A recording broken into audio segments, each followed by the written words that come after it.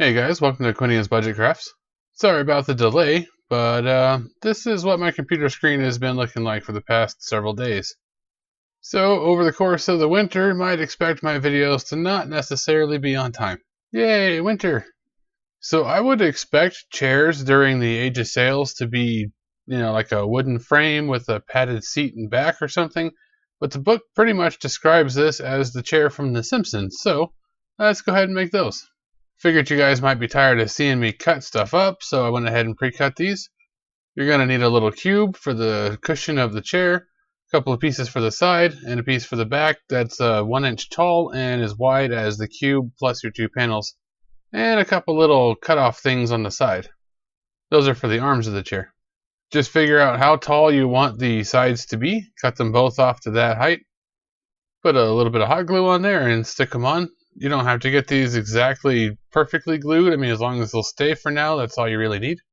Do the same thing for the back, and then trim the back of the chair so it's kind of rounded or flared at the top, or I don't know, however you want to do it. Just give it some shape. For those little things to bulk up the arms of the chair, just a little bit of glue, stick them on there, trim them off even with the back, and then go through and file it. Again, XPS dust is not good for you, so don't breathe it, but in this case we're also not really making a whole lot of dust, so it should be fine.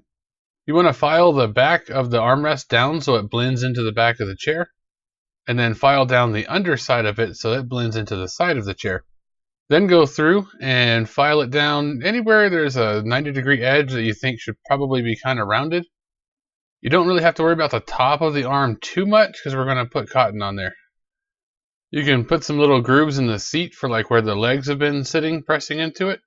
And then your camera gets attacked by a fur beast. You seeing this? See what she does to my cameras? Maybe if I just put everything back out and get ready. Nope, here she is again. Alright, so once you have fended off the fur beast, go ahead and take a piece of cotton ball and peel off a little piece. And then kind of fold it and squish it and roll it around a little until you get sort of a little tube kind of thing. Put some straight Mod Podge right onto the top of the armrest and put the cotton right on top of that. Do that for both armrests and then make a longer cotton worm and put that across the back portion. If you want to have a little bit on the seat or the back, that's fine. Just take a little piece, don't squish it up or anything. Just, put some glue down and stick a fluffy piece right on there. Then hot glue your chair to a stick so that you have something to work on. You're going to want this propped up and set to where your tissue can hang over the sides. You'll see why in just a second here. Let's go ahead and take a quarter of a piece of tissue, or the whole tissue, whatever, a quarter of it's all you need. Drape it right over your chair and then start soaking it in 50-50 Mod Podge and water. Use your glue brush here, constantly dunking it in the glue because you don't want your brush dry or it'll just rip the tissue. And then just keep wetting it and mashing it down all over. If you want a smoother appearance and the wrinkles are going to bother you, you could pre-cut this a little bit more careful and then try to hide your seams so it all fits without any wrinkles or anything. But I think the wrinkles are probably fine considering the age of this chair. This spot here on the side was kind of bugging me, so I did actually go ahead and cut that off. And then I also cut it on the back and the other side as well. Since this is essentially paper mache, you can add more layers if you want to. I mean, you can add tissue in certain spots to put the seams exactly where you want them. Any kind of thing like that. I figured this seam running down the back is going to be fine. No one's going to see it. Even if they do, it just kind of looks like a crease in the material. So, it'll be fine.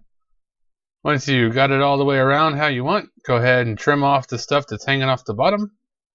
Get that wet glue brush again and pull every little bit over the bottom, pull it nice and tight, smash it up underneath the arms of the chairs on the outside there, and all the way around the bottom. Just make sure it's tight everywhere. That's what you're trying to do really. Just use the tip of the brush to mush it in any little cracks and crevices. And then once you're all done, stick it in your Destroy Dry Erase sponge and wait for it to dry. Once it's dry, it's time to paint. You could do red or like a light blue or green or gray or whatever you want, really, it doesn't matter. I'm going to do red. That just seems to fit the theme of the house for me. There's really no science or technique to this. All I'm doing is just smearing it everywhere. If you happen to miss a crease or a crevice, that's fine. The black wash will take care of that. But go ahead and get it coated in your color of choice and let that dry. For the pattern on this thing, my grandma had a chair with a similar strange pattern I don't understand, but it kind of works. It's basically just gold trim all along the seams and then a crosshatch pattern on the cushion and then a little frilly thing on the back. You can do whatever kind of decorations you want or just leave it plain, that's fine too. In my case, I'm going to use the gold paint marker that I have for this. It's convenient, and I kind of like this color gold over the actual paints that I have anyway. So just go ahead and get it all painted up, and then it's time for some feet. I use these fancy toothpicks. I cut the little knob piece off the very end, and then cut the one little piece out of the middle. So I had these little spool leg things. Kind of hard to describe, but you can see what I'm talking about. Just cut out 4 of those, or 4 beads, or whatever it is you're using for the legs or feet. Put some super glue around the corners and stick your feet on. While the super glue is still wet, go ahead and put it on its feet and give it a little smash to get everything nice and even. Just make sure that you smash straight down, otherwise you'll bend all the legs off at an angle. Alright, so time to black wash this. I'm going to spray the black wash, but I'm going to do it over my trash can, so 1 second. And there we go, now it's dripping black wash, and I got it all over my hand and everything. This is why I did it over there by the trash can. Just grab a paper towel and selectively dab it off where you don't want too much. Because your paper mache is rock solid and then the paint on top of that is dry, this will actually come off completely if you want it to. So like if you want some spots really clean or something, you can still do that even after completely drenching it like I did. Just get your black wash set up how you want and then stand the thing back up to dry. The book also says that these chairs have stuffing coming out of them. So I take my fancy little dental pick here. Not sure if you can see that or not, but there's a tiny little hook on the end of this thing. So what I'm doing is I stick it through the chair where I know I've got some stuffing, and then give it a twist so that the cotton wraps around that hook, and then I can pull it out. If you don't have a dental pick or just don't want to use one, you can use your X-Acto too. Just make a little cut, get the blade in there, and push the fake material there out of the way and pull some cotton through. You can also use the X-Acto to make some nice deep cuts and gashes. Look like some hooligans got in here and tore up the chairs for fun. If the cotton you pulled out is too bright for you, you can put some more black wash on it, or alternately it might get black wash on it because you didn't get the whole thing sealed with the glue, whatever.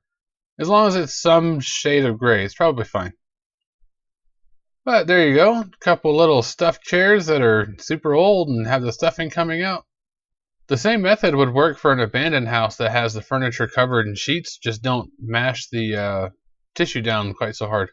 Mush it down just enough that you can see that there's a chair under there, but it's not completely all the way down, and obviously don't paint it. And there you go, you have some abandoned house furniture covered in sheets furniture. So hopefully you can adopt this method to fit whatever kind of thing you're doing. That's it for this one. Of course, if you guys want to help keep the channel going, you can do so over on Patreon, where you get some exclusive access. You can tell me what to build. You get access to some of my STL files. If a one-time donation is more your thing, you can do that over on Ko-fi. Of course, I've got a webpage where I've got Amazon affiliate links to all the kind of stuff I like to use, like these paint markers. And I have my very own line of rollers, the texture rollers that fit on a 4-inch paint roller, and these ones are actually sharp, and they're actually designed to be used on foam, not clay. So go check those out over on Etsy. Still doing that giveaway, so we still need 1,000 subs, so make sure you like, share, comment, subscribe, get that sub count up, and we'll be giving away some rollers. But of course, as always, thank you for watching, everybody. I'll catch you on the next one.